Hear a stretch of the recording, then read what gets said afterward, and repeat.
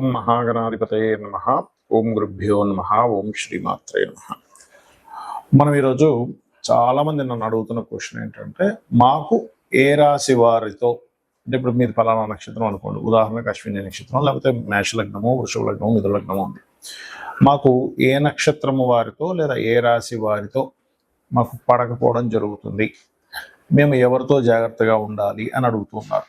అయితే దీనికి శాస్త్రంలో తారాబలము అనేటువంటిది ఒకటి ఉంటుంది కదా, ఆ తారాబలం ఎంతవరకు కరెక్ట్ చూసుకోవాలి. అలాగే మరొక విషయం ఏంటంటే, ఇక్కడ అసలు శాస్త్రంలో చెప్పినటువంటి అంశం ఏమిటి?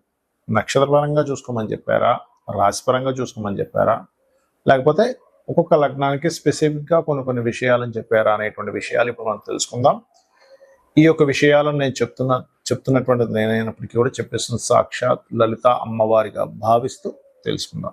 ఇక్కడ ఏంటంటే, ఇప్పుడు మనం చెప్పుకున్నటువంటి అంశాలు ఏవైతే ఉన్నాయో దీనికి కొన్ని పారామీటర్స్ తీసుకోవాలి, గుర్తుపెట్టుకోండి ఎప్పుడు కూడా.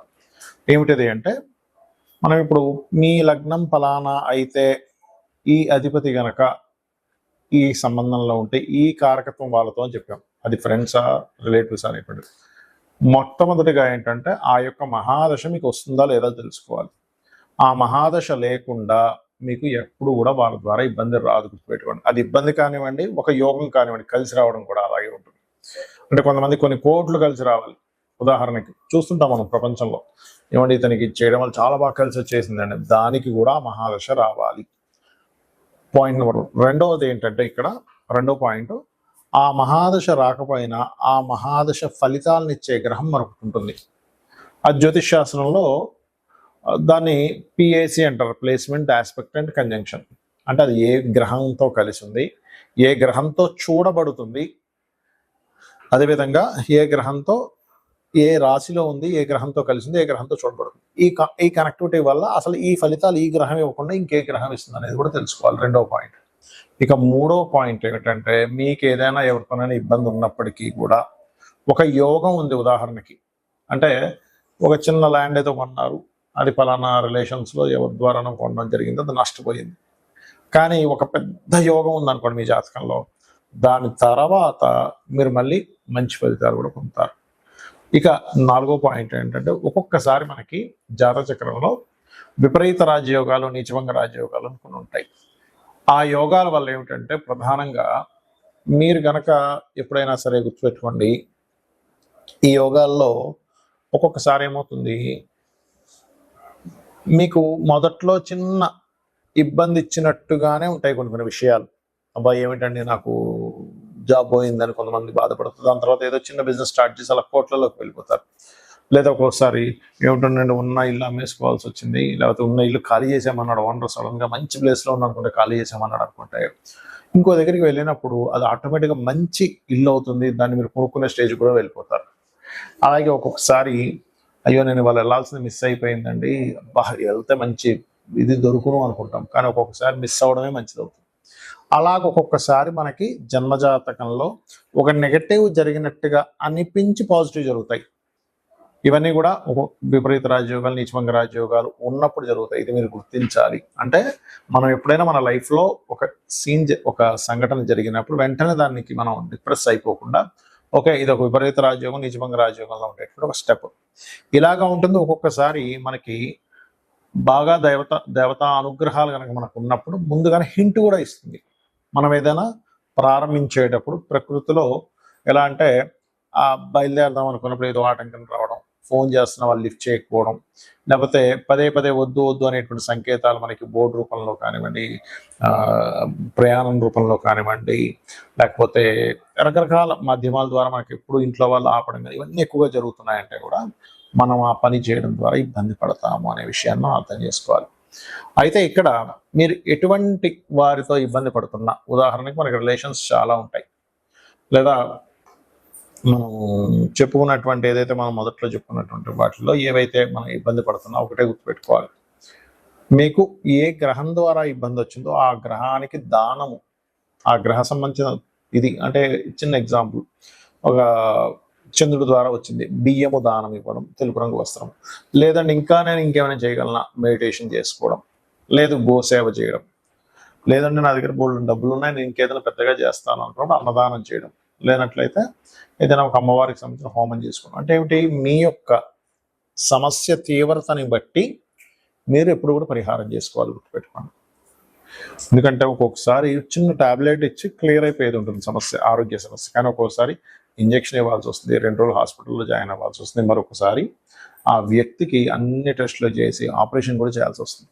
అంతే కదండి, సైంటిఫిక్గా మనం చూసుకుంటే. అలాగే ఒక్కొక్కసారి ఏమవుతుందంటే చాలా చిన్న చిన్న వాటితో కలియుగం అంటారు దీన్ని, నామస్మరణ చేత కూడా మనం బయటపడవచ్చు. ఇది ముందు గుర్తుపెట్టుకోవాలి.